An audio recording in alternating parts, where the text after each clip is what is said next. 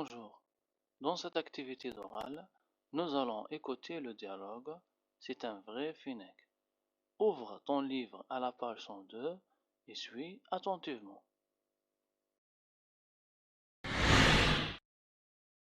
Qu'est-ce que tu fais, Massinissa? Je classe les photos dans mon album. Je suis content. J'ai de bons souvenirs de mes vacances. Montre-les-moi, s'il te plaît. La première photo, les dunes de Tamanrasset. Wow, le désert est immense. La deuxième photo, c'est un fennec. C'est un vrai fennec? Oui, regarde, il ressemble au renard. Il a de grandes oreilles et une longue queue. La troisième, elle est spéciale.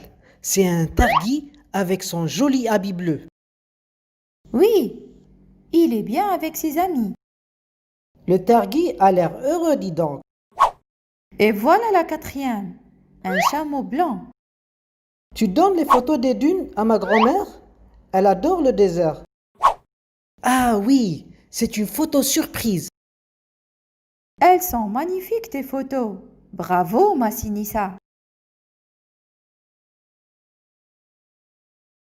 As-tu bien écouté? Nous allons voir. Combien y a-t-il de photos dans l'album? 3 photos?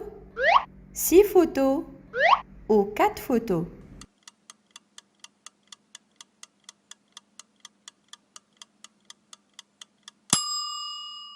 Bonne réponse. Dans l'album, il y a 4 photos. Où a passé Massinissa ses vacances? Au littoral, au désert ou à la montagne?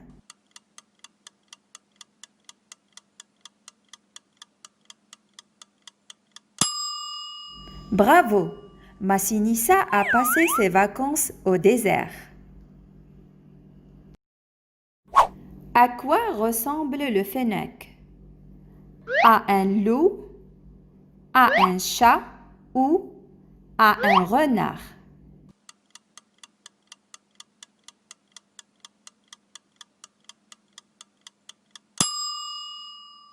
Bonne réponse! Le fennec ressemble à un renard. Au revoir! On se revoit à la prochaine vidéo. Vocabulaire. Dans cette leçon de vocabulaire, nous allons voir les adjectifs cardinaux. Joli. Je m'appelle Yassine. Dans notre immeuble, nous avons 9 étages. J'habite au premier étage.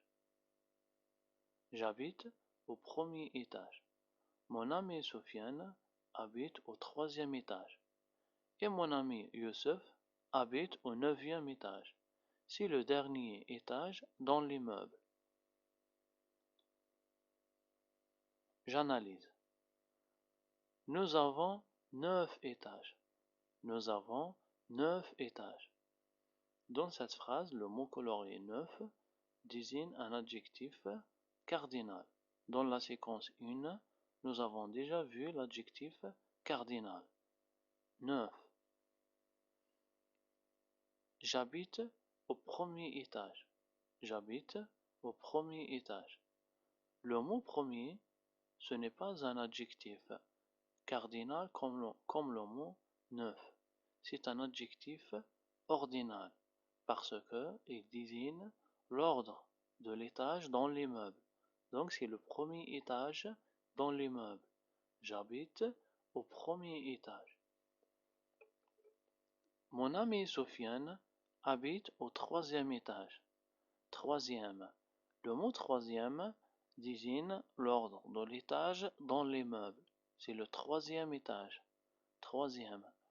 C'est un adjectif ordinal. Et mon ami Youssef habite au 9e étage. Le mot 9e désigne l'ordre de l'étage dans l'immeuble. 9e. Donc c'est un adjectif ordinal. 9, c'est un adjectif cardinal.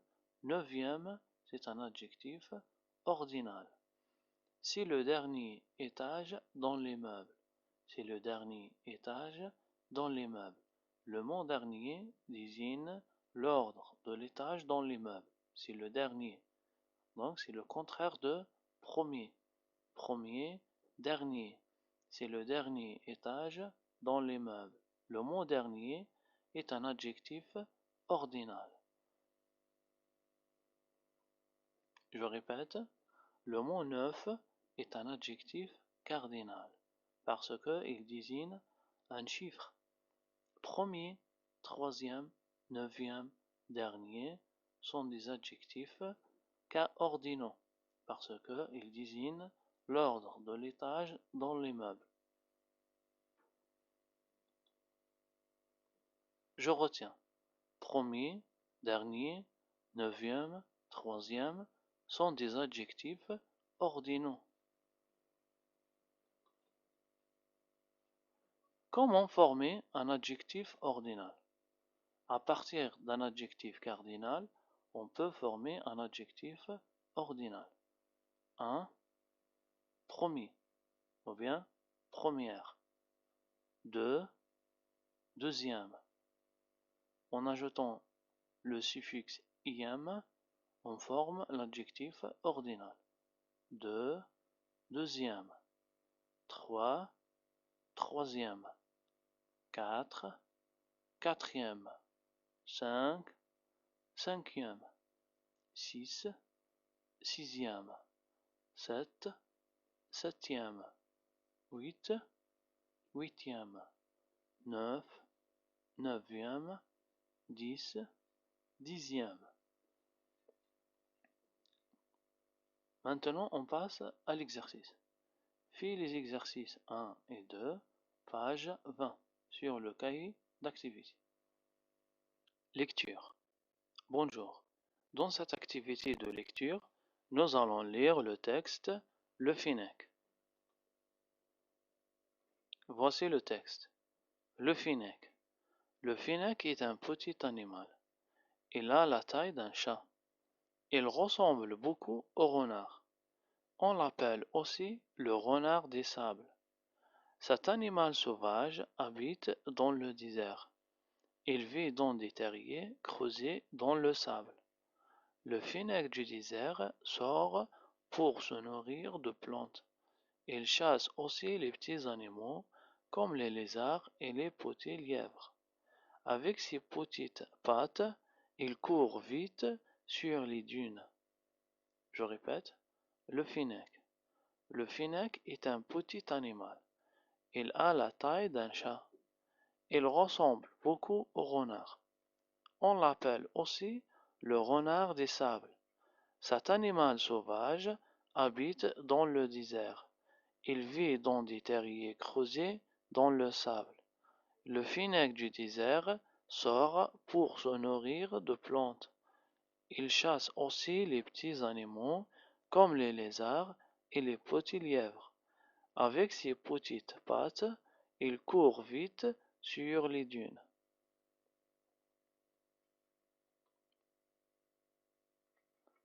Le lézard. Le lézard. Le désert. Le sable. Les dunes. Le désert. Le sable. Les dunes. Le terrier du fennec. Le terrier du fennec. Le lièvre. Le lièvre. Maintenant, on passe aux questions.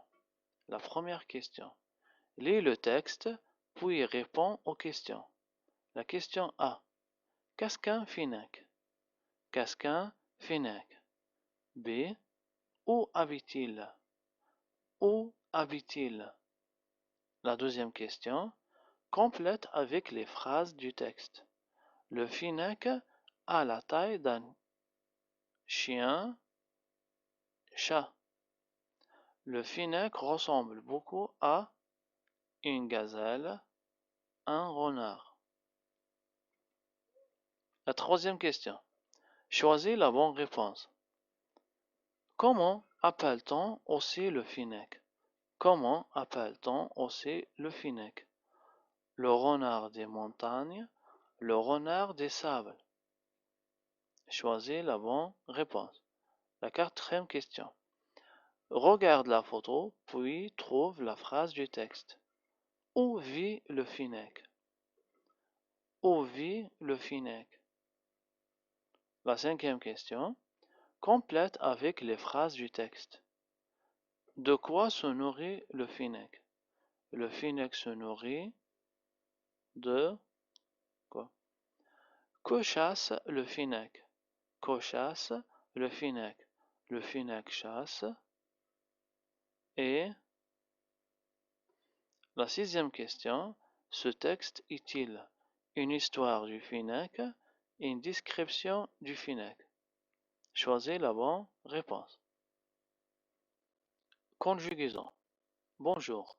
Dans cette activité de conjugaison, nous allons réviser la conjugaison du verbe être et avoir au présent. Je lis. Je m'appelle Sofiane. Je suis en 5e année. J'ai un appareil photo. Les photos de vacances sont magnifiques. Je répète. Je m'appelle Sofiane. Je suis en 5e année. J'ai un appareil photo. Les photos de vacances sont magnifiques. Alors, regardez les mots colorés en rouge et le mot coloré en bleu. Alors, le premier mot, c'est suis. Suis, c'est le verbe être conjugué au présent de l'indicatif. Il est conjugué avec le pronom personnel je. Je suis. Je suis en 5e année. Je suis, c'est le verbe être conjugué au présent de l'indicatif. Le deuxième verbe, c'est est. J'ai. J'ai un appareil photo. Alors le verbe c'est AI. Et c'est le verbe avoir conjugué au présent. J'ai un appareil photo. Donc, suis, c'est le verbe être conjugué avec je, le pronom personnel je. Et c'est le verbe avoir conjugué avec le pronom personnel je. Et ici, le E est effacé parce qu'il y a deux voyelles. Donc, on efface le E et on met l'apostrophe. Le troisième verbe, c'est sont. Le verbe sont, c'est le verbe être conjugué avec et avec S, à avec S. Alors, comme vous voyez ici, les photos de vacances, ici le sujet est pluriel, donc je conjugue avec et avec S, à avec S. Et sont, c'est le verbe être. Les photos de vacances sont magnifiques. Les photos de vacances sont magnifiques. Maintenant, on va voir la conjugaison du verbe être et avoir avec les autres pronoms personnels. Je suis. Tu es. Et le elle est. Nous sommes. Vous êtes. Et avec S, à avec S sont. C'est la conjugaison du verbe être. Maintenant, la conjugaison du verbe avoir. J'ai. Tu as. Et le elle a. Nous avons. Vous avez. Et avec S, à avec S ont. Ils ont, elles ont. Attention ici, avec le verbe être, je dis ils sont, elles sont. Mais avec le verbe avoir, je dis ils ont, elles ont. Maintenant, on passe à l'exercice. Fais les exercices 1, 2, 3 et 4, page 27 sur le cahier d'activité. Grammaire. Bonjour. Dans cette activité de grammaire, nous allons voir les verbes d'état et les adjectifs attribués. Joli. La lecture est amusante. La lecture est amusante. Le dromadaire a l'air triste. Le dromadaire a l'air triste. Sofiane paraît heureux aujourd'hui. Sofiane paraît heureux aujourd'hui. Elle semble malade. Elle semble malade. Elle devient très actif. Elle devient très actif. Son état demeure stable. Son état demeure stable. Son état reste stable. Son état reste stable. J'analyse. Dans la première phrase, le mot souligné c'est est. Le mot est, c'est le verbe être. Il est conjugué au présent. La lecture est amusante. Le verbe être est un verbe qui sert à décrire le sujet. La lecture, c'est le sujet. Alors j'ai dit, comment est la lecture? Comment est la lecture? La lecture est amusante. La lecture est amusante. Dans la deuxième phrase, le verbe c'est a l'air. L'infinitif c'est avoir l'air. Le verbe a l'air sert aussi à décrire. Il décrit le sujet.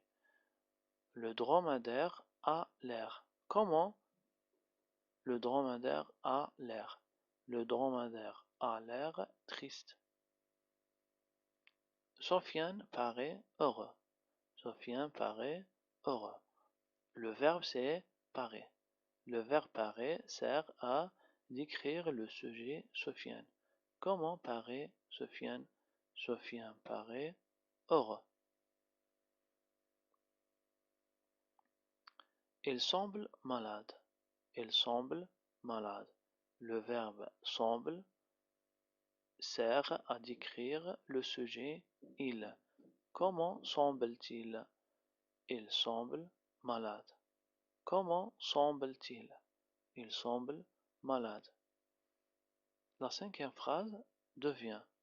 C'est le verbe devenir. C'est un verbe de troisième groupe.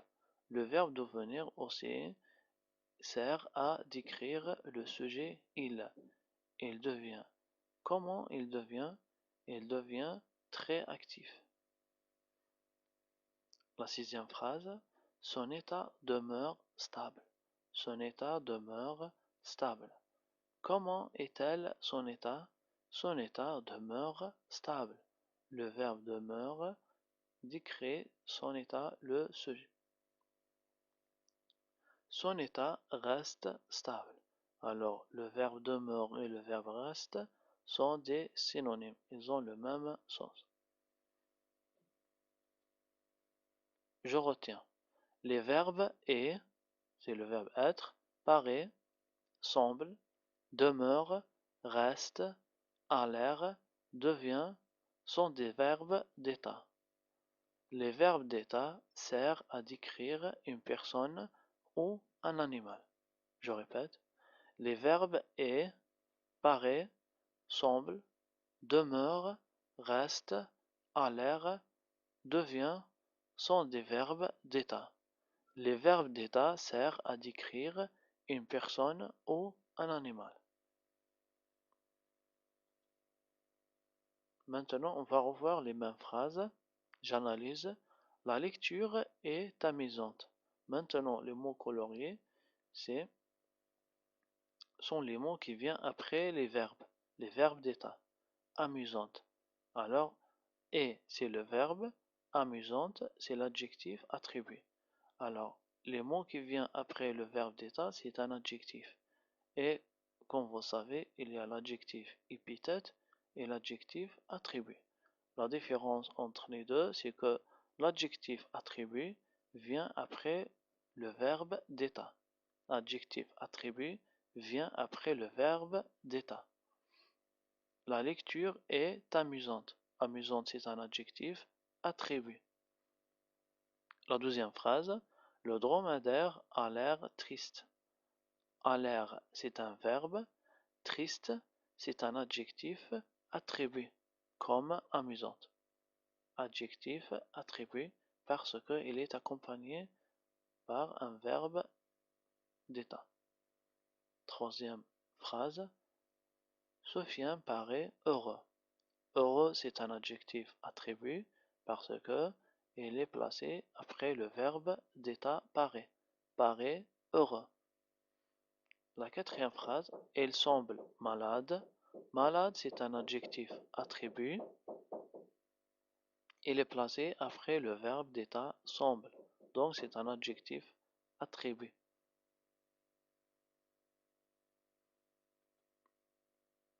Je retiens.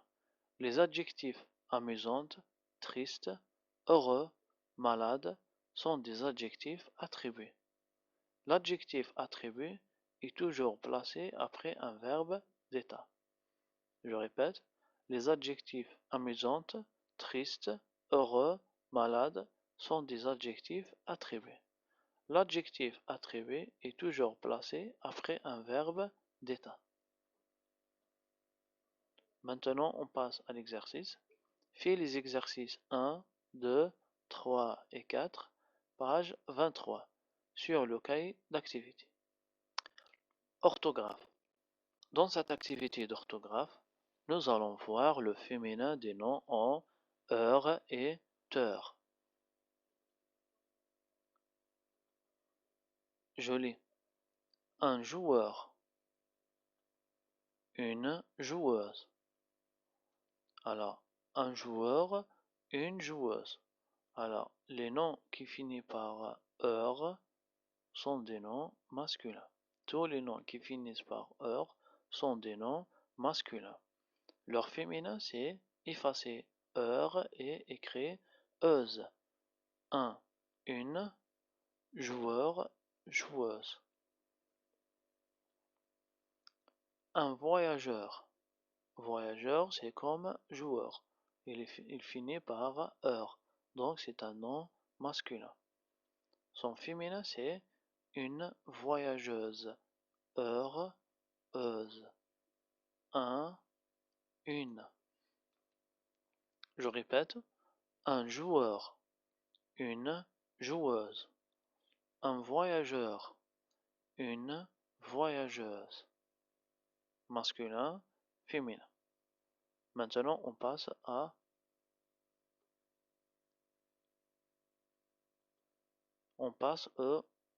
au nom qui finit par teur, comme un instituteur. Un instituteur. Ici, teur, tous les noms qui finissent par teur sont des noms masculins, comme heure. Mais leur transformation en féminin est différente. Son féminin est une institutrice. Une institutrice. Alors, les noms qui finissent par teur au masculin, leur féminin c'est trice. Un, une, teur, trice. Un autre exemple, un dessinateur. Un dessinateur. Son féminin c'est une dessinatrice. Une dessinatrice. Teur, trice. Je répète les mots.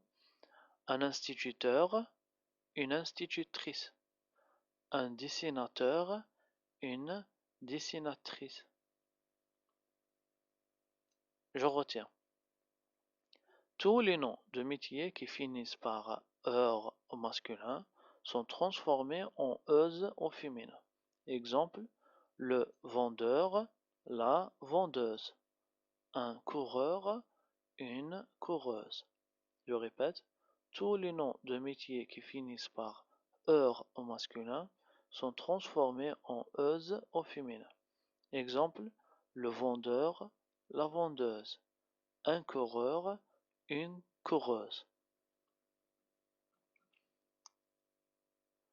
Et tous les noms de métiers qui finissent par teur au masculin sont transformés en trice au féminin. Exemple, le navigateur. Son féminin c'est la navigatrice. Le navigateur, la navigatrice. Un traducteur, une traductrice. Un traducteur, une traductrice. Attention, il y a une exception. un acheteur, une acheteuse, un monteur, une monteuse. Je répète, tous les noms de métiers qui finissent par teur au masculin sont transformés en tris au féminin. Exemple, le navigateur. Son féminin, c'est la navigatrice. Un traducteur, une traductrice. Attention, un acheteur, une acheteuse, un monteur, une monteuse. On passe à l'exercice. Fais les exercices dans les pages 28 et 29 sur le cahier d'activité. Ça veut dire tous les exercices à la page 28 et la page 29 sur le cahier d'activité. Grammaire. Bonjour. Dans cette activité de grammaire, nous allons réviser le complément d'objet indirect. Joli. Yassine se souvient de ses vacances. Yassine se souvient de ses vacances. Elle montre les photos à ses amis. Elle montre les photos à ses amis.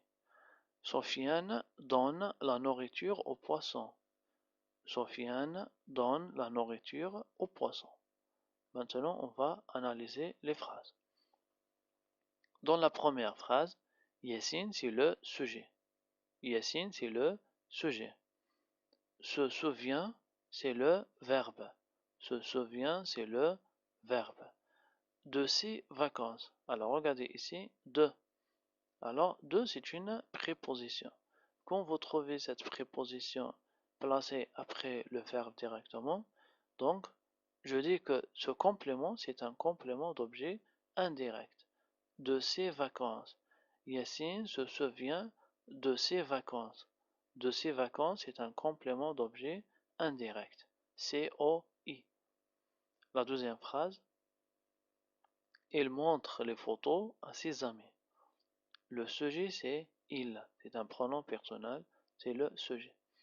Le verbe, c'est montre. Le verbe, c'est montre. Les photos. Les photos. Alors ici, il n'y a pas de préposition. Il y a un complément. Il y a directement un complément. Donc c'est un complément d'objet direct. Parce qu'il n'y a pas de préposition. Il montre quoi? Il montre les photos.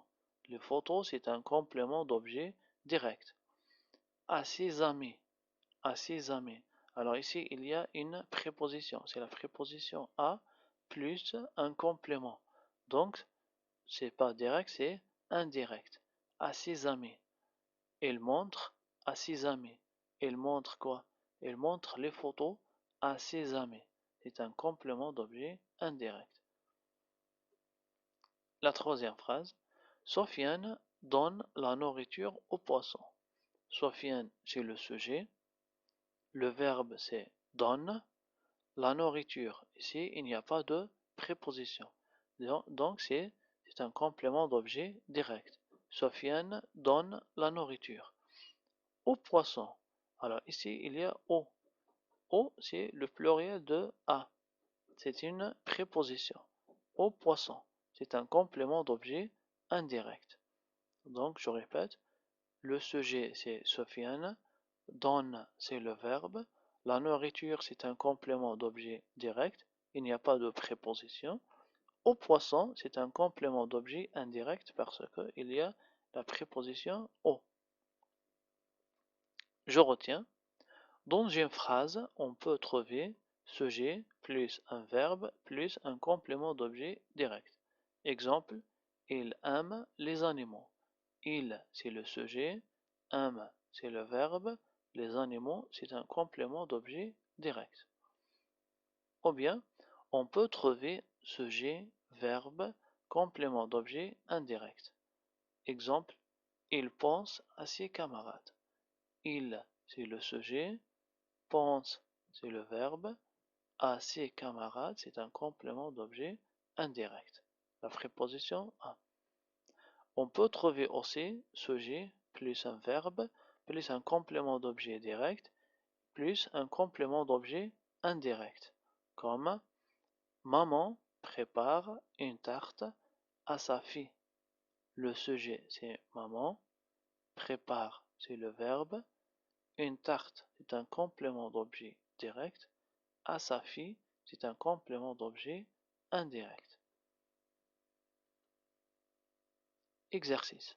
Fais l'exercice numéro 8, page 26, sur le cahier d'activité.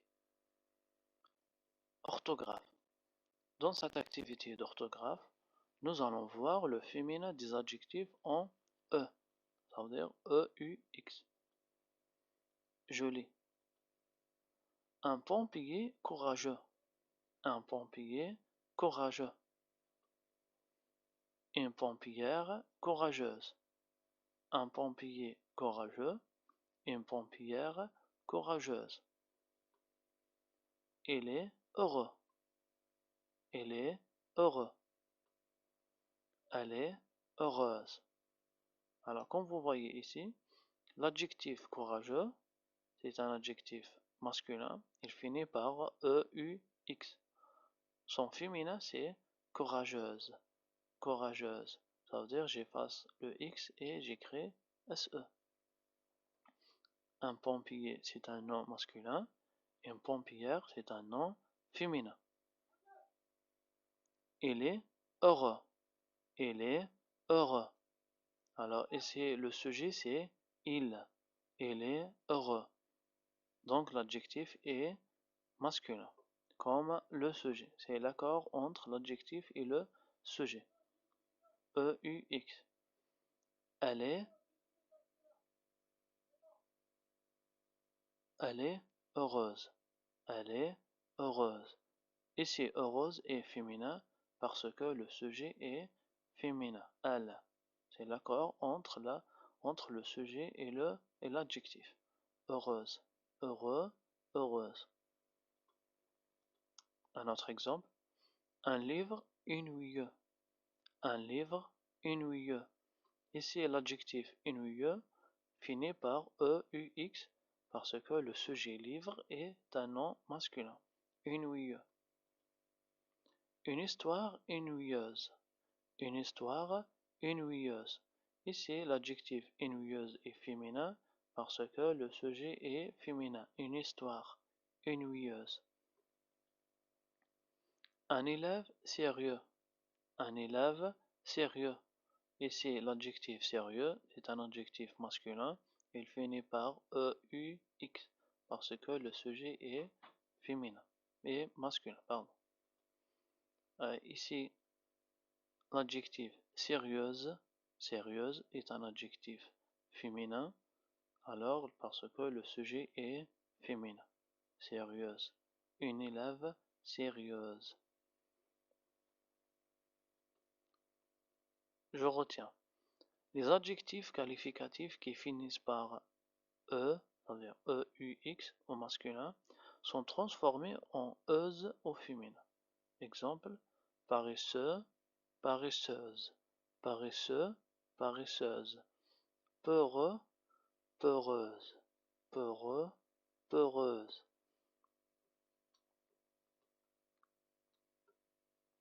Exercice. Transforme au féminin. Karim est généreux. Il partage les gâteaux avec ses amis. Alors ici, le sujet c'est Karim. L'adjectif c'est généreux. E-U-X. Et le pronom personnel utilisé c'est il. Maintenant, tu vas transformer au féminin. Yasmine est le féminin de généreux et écrit le féminin de il. Partage les gâteaux avec ses amis. La deuxième phrase. Ce livre est très fameux. Ce livre est très fameux. L'adjectif souligné, c'est fameux. C'est un adjectif masculin. Cette histoire est très écrit le féminin de femme. Production écrite. Bonjour. Dans cette activité de production écrite, nous allons écrire un paragraphe de 5 phrases pour décrire un animal sauvage. Alors, maintenant, on va essayer de décrire le loup. Avant de décrire le loup, on va poser des questions. De quel animal s'agit-il? Donc, c'est le loup.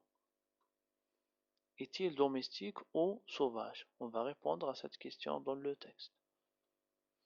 De quoi se nourrit-il? C'est-à-dire, quelle est sa nourriture préférée? Auquel animal ressemble-t-il? C'est-à-dire, quel est l'animal qui se ressemble au loup? Quelle est sa description physique? Quelle est sa description physique? Maintenant, le texte. Le loup. Le loup est un animal sauvage. Il vit dans les montagnes et les forêts. Il se nourrit de lapins, de moutons ou autres animaux domestiques. Il a des yeux brillants, une fourrure très épaisse et des dents très puissantes. Il a aussi un museau pointu et une longue queue. Le loup ressemble au renard. Je répète la production écrite. Le loup est un animal sauvage. Il vit dans les montagnes et les forêts. Il se nourrit de lapins, de moutons ou d'autres animaux domestiques. Il a des yeux brillants, une fourrure très épaisse et des dents très puissantes. Il a aussi un museau pointu et une longue queue. Le loup ressemble au renard. Maintenant, en suivant les mêmes étapes, dans un paragraphe de 5 à 6 phrases, décris un animal sauvage de ton choix et suis les mêmes étapes dans le texte de l'eau. Projet final.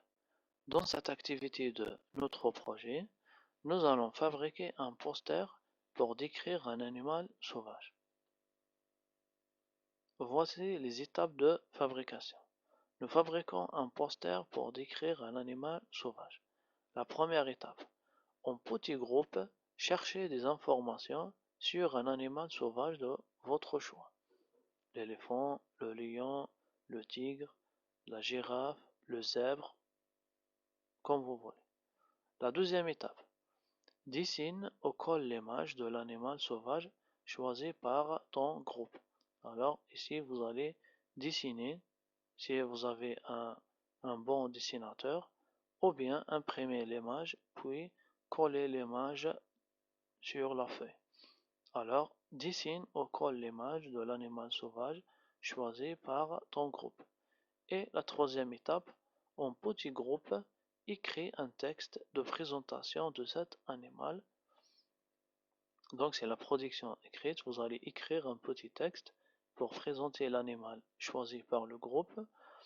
Et après la présentation du groupe, votez pour le meilleur poster. Votez pour le meilleur poster. C'est la fin du projet 1. Maintenant, tu peux décrire un animal sauvage et lire des textes documentaires sur les animaux. Bon courage!